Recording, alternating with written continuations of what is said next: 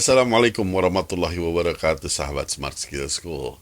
Semoga kita semua selalu dalam lindungan Allah Subhanahu wa taala. Amin. Sahabat, banyak yang menanyakan apa usaha atau bagaimana cara berusaha di dalam situasi ekonomi krisis seperti ini. Sementara kita juga nggak jelas apa sih, apakah benar ini krisis atau enggak. Maka mungkin ada baiknya kita tanyakan sama Ustadz yang juga ahli ekonomi ini. Kali ini kita berhasil menemui Ustadz di ruangan kerjanya. Ustadz, Assalamualaikum, apa kabar? Waalaikumsalam warahmatullahi wabarakatuh. Sehat, berkah, bahagia. Amin. Alhamdulillah. Ustadz, kali ini kami ingin menanyakan mengenai ada sebuah cerita, tapi ceritanya saya lupa, mesti nyontek dulu. Bentar ya, bentar. Pada tahun 334 Hijriah di kota Baghdad. Ini cerita dari Imam Ibnu Katsir dalam kitabnya Al-Bidayah wa Nihayah. Jadi tahun 334 ini Ustadz, di kota Baghdad sedang krisis ekonomi. Harga-harga melambung tinggi sehingga penduduknya kacau lah. Mereka udah nggak ada makanan, jadi makan binatang-binatang yang apa aja yang bisa dimakan gitu. Mendengar penggalan kisah sejarah di atas, kita juga teringat kisah krisis ekonomi kita yang menjangkiti kita itu pada zaman sekarang, sehingga banyak orang stres bahkan bunuh diri, jadi sebuah fenomena tersendiri. Apakah mungkin sejarah ini berulang, Ustadz? Ya, ini ceritanya seru pokoknya. Itu zaman Bani Abbasiyah. Ada dua hal terjadi berbarengan, yaitu paceklik panjang dan penyakit. Benar nggak? Yang menyebabkan masyarakat waktu itu mengalami kesulitan ekonomi yang luar biasa. Yang kalau dalam ilmu tasawuf, ntar muncul nih ceritanya Abdullah ibnu Mubarak, ingat gak? Yang ada orang mau naik haji, terus dia nyium wangi-wangian, udah pernah kita bahas juga kan? Lalu istrinya yang ngidam itu bilang, saya mau tuh makanan yang harum wangi itu, bener gak? Terus samperin oleh suaminya rumah tersebut. Ternyata di rumah tersebut cuma ada 3 orang anak perempuan kecil. Lalu dia bilang, istri saya yang ngidam nih, boleh gak minta dikit, saya belilah segala macam. Tapi ketika anak perempuan ini mengatakan, gak bisa, makanan ini halal bagi kami, haram bagimu. Maka orang itu bingung, bagaimana aku bisa halal bagi kalian dan haram bagiku? Baru ceritain lah bahwa mereka udah lama nggak makan. Kemudian ada seekor bangkai keledai, dia ambil dan dia masak itu, yang wanginya itu kecium oleh istrinya yang lagi ngidam itu adalah masakan yang dibuat dari bangkai keledai itu. Itu sebabnya bangkai keledai ini halal bagi mereka karena mereka nggak punya pilihan lain kecuali makan bangkai keledai itu.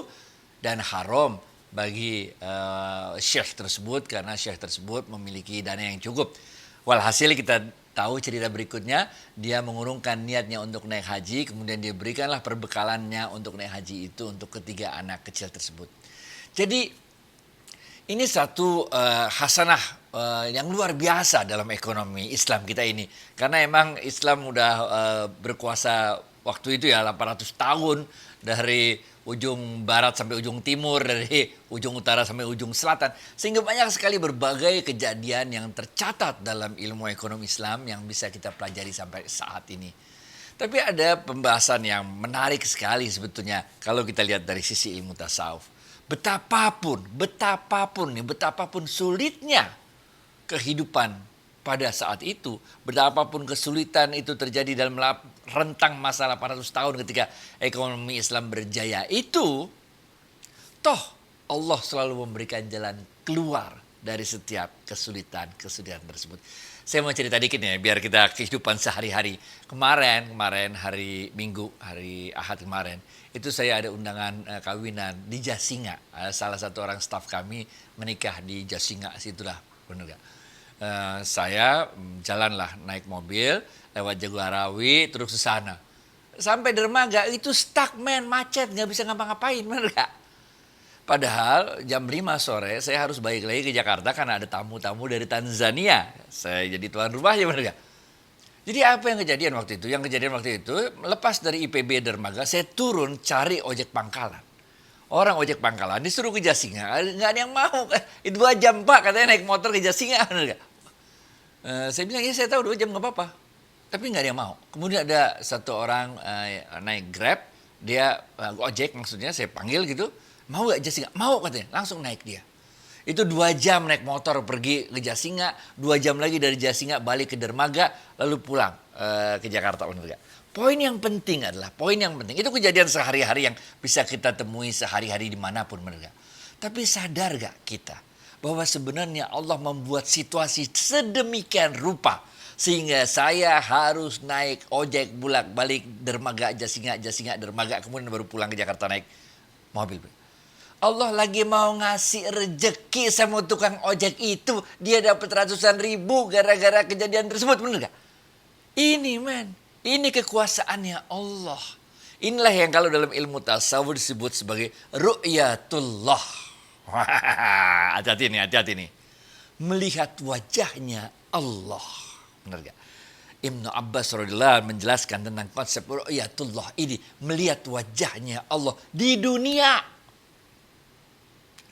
Bukan melihat wajahnya Allah dalam artian melihat wajahnya Allah, zatnya Allah. Nggak bisa, men. Nabi Musa alaihissalam naik ke Bukit Sina. Ya nggak bakal bisa, kata Allah, mana bisa, men. Nggak bisa. Ngelihat wajah Allah dalam artian wajah Allah, zatnya Allah. Nggak bisa kita lihat di dunia. Tapi ru'yatullah, melihat wajahnya Allah di dunia. Dalam artian melihat dengan hati kita. Atau dalam bahasa yang lebih dikenal adalah melihat kebesaran Allah. Wajahnya Allah diterjemahkan menjadi kebesaran Allah. Bagaimana Allah mengatur settingan hari Ahad kemarin sedemikian rupa sehingga saya terpaksa harus naik ojek dari Dermaga 2 jam ke Jasinga bolak-balik. Kemudian orang tukang ojeknya dapat bayaran ratusan ribu rupiah. Bagaimana Allah menciptakan suasana itu, itulah yang kita sebut dengan ru'yatullah, melihat tanda-tanda kebesarannya Allah. Bagi kita setiap hari biasa aja. Saya kemarin tuh udah capek banget naik motor, pegel. Karena motornya bukan motor NMAX atau motor ADV yang enak tempat duduknya. Bukan nih, motor tukang ojek yang Astrea atau apalah gitu, Vario apa segala macam. Enggak. Capek, men. Saya udah mau nyerah tuh, udah capek banget duduknya. Tapi ketika saya udah hampir nyerah itu, saya mau bilang sama tukang ojeknya, Pak berhenti dulu istirahat. Waktu saya udah mau nyerah, naik motor yang capek itu, di sebelah kiri saya lihat ada satu keluarga 4 orang main naik motor. Anaknya duduk depan, bapaknya, anaknya lagi, ibunya. 4 orang naik motor, men. Anaknya itu yang duduk paling depan, duduknya udah kagak enak banget. Gaya duduknya udah kagak enak banget, begitu tuh, bener gak? Tapi dia senyum, dia ketawa, dia gembira. Dia merasa ini seperti pelesiran, lihat kiri kanan dengan bahagianya.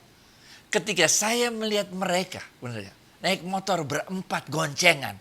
Dan anaknya yang duduk paling depan dengan posisi yang paling gak enak itu menurut saya, bener gak? Tapi dia bisa menikmati dengan bahagia. Saya gak jadi nyerah, men. Bener gak? Muncullah di situ fabi ayyi ala'i rabbikuma tukadziban. Pada saat-saat mau nyerah, Allah kasih lihat nih. Lo begitu aja, lo udah naik cuman berdua satu motor, bener gak? Merasa ini kurang nggak nyaman apa nih, anak berempat duduk paling depan begitu, benar gak?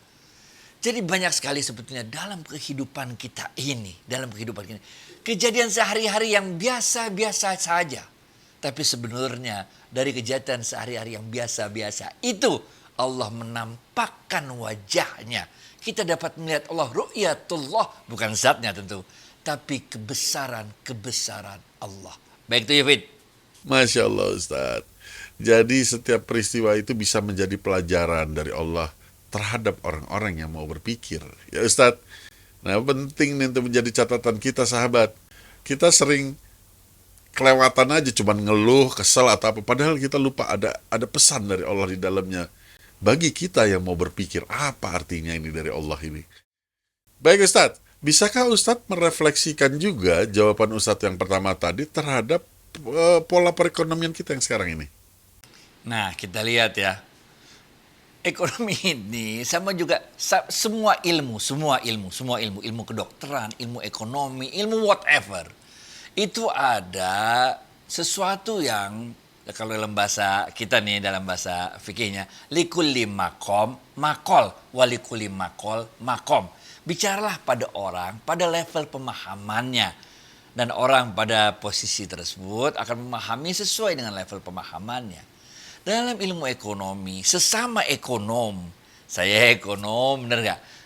Sesama ekonom, profesor ekonomi dan sebagainya, ketika dia ngomong sesama ekonom, itu tentu dia harus membicarakan sesuai dengan ilmunya. Bagaimana dengan rasio hutang negara terhadap APBN, rasio hutang negara terhadap GDP, ada defisit anggaran, ada segala macam, ada hidden, ada hutang negara yang tersembunyi karena negara nggak ngutang tapi yang ngutang BUMN dan sebagainya. Itu adalah pembicaraan di antara para ekonom. Nah, kalau pembicaraan di antara para ekonom itu kemudian didengar oleh orang awam, benar nggak? Kekhawatiran-kekhawatiran yang muncul di antara para ekonom, bagi orang awam, dia anggap sebagai kekhawatiran yang luar biasa. Padahal di antara ekonom, itu hal yang biasa. Sama kayak dokter ngomong sama dokter, bener gak? Bagi dokter, ngomong sama dokter, ya itu kalau didengerin sama orang awam jadi pening, men. Bener gak? Jadi pening. Begitu juga kalau ahli fikih ngomong sama ahli fikih, mereka biasa itu halal haram segala macam, bener gak? Tapi ya orang awam yang dengarnya jadi nafsu, jadi emosi, bener gak? Ini halal haram, bener gak? Begitu juga dengan ilmu ekonomi, bener gak? Oleh karena itu pembahasan-pembahasan yang sebetulnya itu adalah pembicaraan antara para ekonom, biarkan saja pembicaraan itu sebagai diskursus dari para ekonom. Itu adalah kontribusi para ekonom untuk negeri ini. Kita yang bukan ekonom, benar gak? Udah gak usah dengerin yang model kayak begituan, bener gak? Karena emang itu bahasa-bahasa ekonomi, ada sekian persen, ada sekian persen. Kita langsung ini aja dah, yang kita hadapin itu apa, bener gak? Gitu dah. Bener gak? Yang kita hadapi apa? Daripada kita ngawang-ngawang segala macam, harga sawit turun, harga sawit naik, apa yang jelas aja harga minyak goreng bagaimana, bisa gue beli gak tuh minyak goreng, bener gak? Itu BBM naik gak harganya, kalau naik bagaimana segala macam. Jadi bagi kita sebagai orang awam, bener gak? Kita pertama-tama kita lihat dulu bagaimana untuk diri kita. Untuk diri kita, daya beli kita gimana, kemudian bagaimana kita dapat mengatur sedemikian rupa sehingga pendapatan itu cukup untuk memenuhi hajat kita dalam sebulan dan sebagainya. Kita harus bersyukur. Itu orang waktu zaman yang ada di dalam kitab diceritakan oleh Ibnu Katsir tersebut. Itu susah, men. Nyari kadal aja susah untuk dimakan, yang dapatnya bangkai keledai, bener. Lah kita di Indonesia, men, apa juga ada, bener gak? Singkong ada, jagung ada, segala macam. Oleh karena itu menurut saya, pertama-tama kita sesuai dengan tingkatan kita lah. Kalau ekonomi ya ekonom lah, mereka silakan bicarain bagaimana nasib bangsa ini menurut ilmunya. Yang dokter bikin carain lah gimana nasib bangsa ini menurut ilmunya. Gimana caranya supaya COVID habis, benar gak? Supaya nggak ada lagi dah, ngapain nih sekarang mulai masuk mall pakai segala macam. Semua ahli-ahli ilmu bicara dengan keilmuannya untuk bangsa ini. Kita yang orang awam, kita harus mempersiapkan diri kita sendiri-sendiri. Menyiapkan yang sebaik-baiknya apa yang bisa kita atur dengan sebaik-baiknya. Kita harus yakin dengan seyakinan-yakinnya. Ada Allah yang ngatur dunia ini. Memang kita bisa cipta kondisi loh. Biasanya kalau di aparat ya apa di mana tuh cipta kondisi. Cipta kondisi manusia nggak kemana-mana, men. Selalu ada bolongnya, ada kejanggalannya kalau cipta kondisi manusia. Tapi cipta kondisi Allah dahsyat. Tiba-tiba aja macet, tiba-tiba turun. Ojek pangkalan gak mau narek, yang narek dia, bener gak? Itu waktu dia dapat duitnya, ya Allah saya pas perlu uang. Itu kita jadi merinding, bos. Kemarin, baru aja pagi ini, saya transfer duit kepada seseorang. Just 3 juta rupiah, bener gak? Itu yang terimanya alhamdulillah, right time, right amount. Katanya gelo gak? Pas lagi ada keperluan. Pada saatnya dengan jumlah yang sama. Coba lihatlah. Ini kan Allah semua yang ngatur. Benar gak? Oleh karena itu kita keadaan apapun. Mau ekonomi kayak apapun. Udah pertama tingkatin ketakwaan kita kepada Allah. Yakin seyakin-yakinnya. Naikin dari ilmu yakin. Jadi ainul yakin. Jadi hakul yakin. Naikin lagi kalau bisa menjadi kamalul yakin. Seyakin-yakinnya Allah gak mungkin menyia-nyiakan kita, men. Tinggalkan semua hal-hal yang maksiat. Benar ya?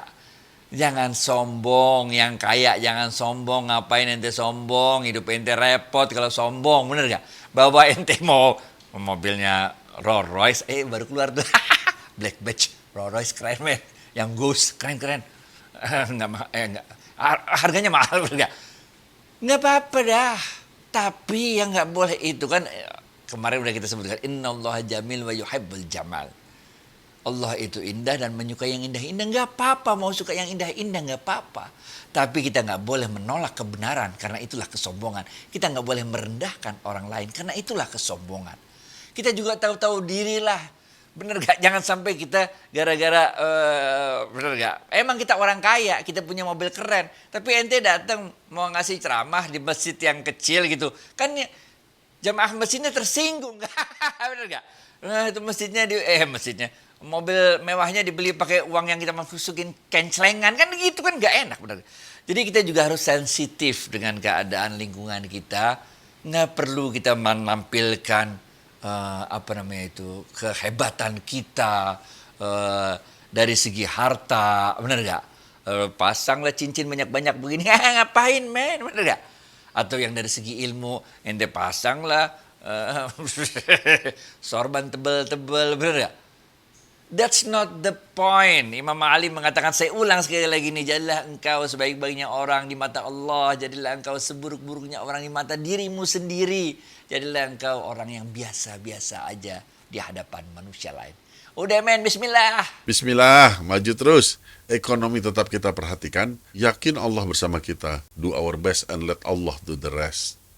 Ustadz, ini pertanyaan dari sahabat nih masih mengenai bisnis. Jika beliau membeli sebuah item, katakanlah seharga 14.000 dengan niat dijual 16.000 sesuai harga pasar. Namun tiba-tiba harga pasar naik menjadi 20.000. Apakah dia boleh menjual di harga 20.000, Ustadz? Karena dia takut dosa, Ustadz. Boleh lah. Gimana? Oke. Rasulullah SAW mengatakan, la ihtikara illal khati'. Dan tidaklah orang yang melakukan ikhtikar itu kecuali dia termasuk orang-orang yang berdosa. Apa itu ikhtikar? Ikhtikar, kalau kita baca dalam syarahnya Imam Nawawi, ikhtikar adalah menjual lebih sedikit barang untuk harga yang lebih tinggi untuk mendapatkan keuntungan di atas keuntungan normal. Itu nggak boleh. Kalau dalam bahasa yang lebih gampang, dalam ilmu ekonomi, kita membedakan antara price maker and price taker.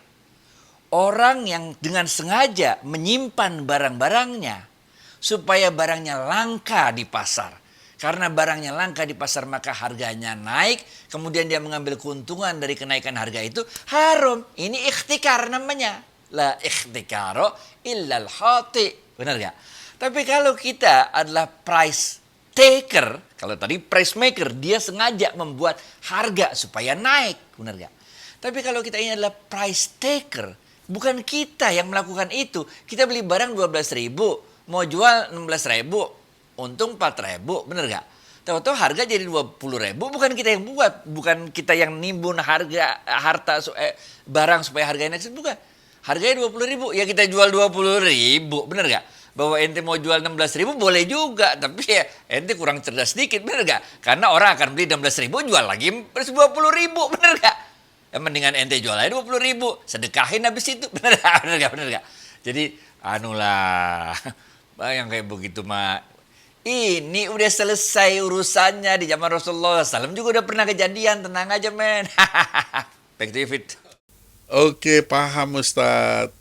Jadi mudah-mudahan sahabat yang bertanya jadi lebih lega hatinya dalam berdagang. Oke, next one. Nah, sahabat kita yang satu ini mengikuti tausiah kita selalu, Ustadz. Namun seperti biasa memang lebih mudah didengar dan sulit untuk dikerjakan, easier said than done. Dan ini dulu udah pernah kita bahas sebenarnya soal marah. Beliau menanyakan bagaimana kita mengurangi atau menghilangkan rasa marah, Ustadz. Ya Allah. Oke, kita asumsikan marah ini bukanlah marah karena Allah dan Rasulnya dihina ya.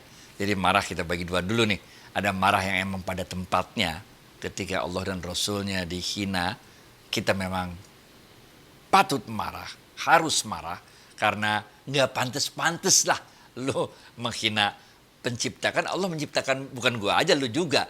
Rabbuna wa rabbukum, bener gak? Tuhan kami dan Tuhan kamu juga, sama penciptanya dia juga. Ngapain lu hina-hina pencipta lu sendiri, bener gak? Jangan, kalau itu marah yang lain lagi. Tapi ini kita lagi bicara mengenai marah yang karena diri kita dihina, bener gak? Atau diri kita dilecehkan, atau diri kita bener gak? Dizolimi, bener gak? Ini ada beberapa perbedaan mengenai hal tersebut, bener gak? Perbedaan dalam artian tingkatan kita dalam mensikapi rasa marah kita tersebut, benar ya? Yang pertama adalah kalau mereka menzolimi diri kita, kalau kita punya kekuatan, Rasulullah SAW mengatakan, tolonglah orang yang dizolimi dan tolonglah orang yang menzolimi. Maka para sahabat bertanya, ya Rasulullah, kalau menolong orang yang dizolimi kami ngerti. Tapi menolong orang yang menzolimi itu bagaimana? Kalau yang dizolimi kan dia lemah, ya kita tolong supaya tidak terzolimi lagi. Tapi kalau menolong orang yang menzolimi bagaimana caranya? Rasulullah SAW mengatakan dengan menghentikan dia berbuat zolim, engkau telah menolong dia. Ini benar. Kalau memang kita punya kekuatan untuk menghentikan kezoliman tersebut, benar gak? Tapi ada juga kemarahan-kemarahan yang muncul karena dorongan hawa nafsu kita. Masih ingat kan ada jasad, nyawa, dan ruh. Yang tadi kita sebut pertama itu adalah kemarahan karena ruh. Yaitu ruh kita pantas marah, harus marah ketika Allah dan Rasulnya dihina-hina, benar gak? Yang kedua adalah marah karena nyawa kita. Nyawa kita ini tadi kita udah bahas, ada nomor 2A-nya, yaitu mengenai kita dizolimi. Kalau kita punya kekuatan ya kita hentikan kezoliman tersebut. Tapi ada juga nomor 2B-nya. Benar gak? Itu bagaimana kita mengatasi kemarahan yang meletup-letup. Ini namanya angry management kalau dalam ilmu psikologinya, benar gak? Nah, ini salah satu caranya. Ada 3 cara. Yang pertama adalah biasanya kita mengurangi makan. Beloknya jadi mengurangi makan. Memang begitu sih. Puasa kan gitu juga. Ini dikenal di semua agama nih. Pertama, mengurangi makan. Karena makan ini menambah energi kita. Dan karena nyawa kita lagi mau ngomel. Jadi energi yang berlebih didapat dari jasad itu digunakan oleh si nyawa untuk ngomel-ngomel. Nah itu jadi yang pertama biasanya kita mengurangi makan. Karena dengan mengurangi makan biasanya kita bisa lebih looking inside. Melihat ke dalam diri kita sendiri dan menjadi lebih kalem, benar gak? Yang kedua, selain kita mengurangi makan, kita juga harus paham dulu nih, marah itu ada 2 jenis kan. Ada marah ketika ekspektasi kita tidak terpenuhi, benar gak? Misalnya sama bini, ekspektasi kita itu kalau pulang ke rumah mbok ya kayak dipeluk kayak ayah gitu kan, benar gak? Apa gitu pokoknya, itu marah karena ekspektasi kita tidak terpenuhi. Itu ada jenis marah yang seperti itu. Nah, kalau itu ya kita selesaiinnya kan bukan dengan mengurangi makan, benar ya? Dengan mengelola ekspektasi kita ngomong sama orangnya atau kita ekspektasinya kita turunin lah, benar gak? Yang kedua adalah marah yang timbul bukan karena ekspektasi kita tidak terpenuhi, tapi marah yang timbul karena ada sesuatu dari hak kita yang diambil, yang dari bab 1 yang zolimi itu, benar gak? Oleh karena itu, untuk hal ini kita harus kembalikan kepada konsep awal kita bahwa dunia ini semua diatur oleh Allah. Tidak ada orang yang bisa mengambil rezeki kita, nggak ada. Bahkan ketika ada orang nyuri handphone kita pun itu nggak mengurangi rezeki kita. Benar gak? Karena rezeki udah ditakar, nggak bakal ketuker. Yang nyuri juga nggak bakal nambah rezekinya, benar. Kalau dia nggak nyuri, dia juga dapat hal yang sama, benar gak? Ketika kita kehilangan handphone, tenang aja, men. Makanya kalau diajak dalam Islam diajarkan, ya Allah, berilah aku pengganti yang lebih baik dari yang hilang. Gitu, benar gak? Jadi kalau kita memahami bahwa di dalam hidup ini Allah yang atur segala sesuatunya, maka letupan-letupan kemarahan kita menjadi lebih bisa kita atasi. Bahkan dalam ilmu tasawuf, karena kita melihat bahwa segala sesuatu itu Allah yang atur. Bahwa orang yang berbuat dosa itu pun, orang yang nyuri barang kita itu pun, bisa jadi setelah nyuri dia insaf, benar gak? Lalu dia merasa tertekan ingin mengembalikan handphone kita, tapi dia gak tahu gimana ngembaliinnya misalnya, atau duit. Dia nggak tahu gimana kembaliinnya. Akhirnya kemudian dia sedekah. Kita nggak tahu, men. Sehingga dalam ilmu tasawuf, kita nggak pernah memandang rendah orang. Nggak pernah memandang orang lain buruk. Bener nggak? Karena bisa jadi setelah dia lakukan kesalahan itu, dia taubat. Kita nggak tahu. Padahal kita bisa jadi terbuka kemungkinan juga peluang kita melakukan dosa yang sama. Bener nggak?